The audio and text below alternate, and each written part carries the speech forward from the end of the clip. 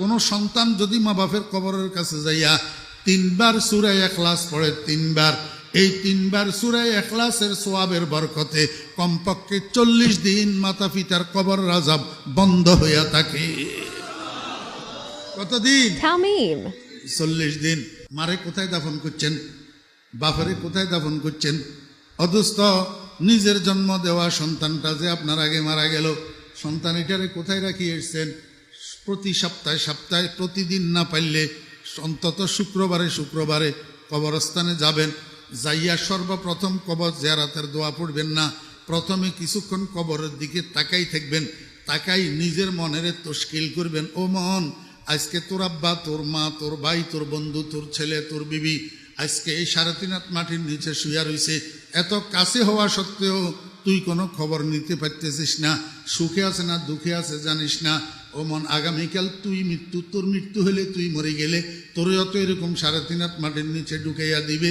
এই জমিনে যত মানুষ আছে কেউ তোর খবর নিতে পারবে না। আল্লাহর কাছে কি নিয়ে যাবি? মুখ কেমনে দেখাবি? মুখ খোদা কো হ্যায় দেখা না একদিন, মুখ খোদা কো হ্যায় দেখা না একদিন, कब्र में होगा ठिकाना एक दिन, रूह रग रग से निकाली जाएगी, तू रूह रग रग से निकाली जाएगी, तुझ पे एक दिन खाक डाली जाएगी। मन के बुझाइते बुझाइते দেখবেন আস্তে আস্তে মনটা নরম হইয়া যাব, চোখের পানি জরজর করে পড়তে শুরু করব। এইবার কবর জিয়ারতের দোয়া পড়েন, আসসালামু আলাইকা ইয়া আহলাল কুবুর ইয়াগফিরুল্লাহু লানা ওয়া লাকুম ওয়া আনতুম সালাফুনা ওয়া নাহনু বিল আসর।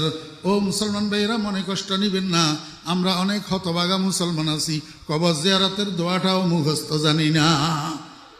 ওলামায়ে কেরামদের থেকে, ইমাম সাহেব হুজুরের থেকে, মুয়াজ্জিন সাহেব হুজুরের থেকে, মাদ্রাসার মুদাররিস ওলামায়ে কেরামের থেকে, মাদ্রাসার ছাত্রদের থেকে বাংলা উচ্চারণে লিখে নেবেন, লিখে এটারে মুখস্থ করবেন।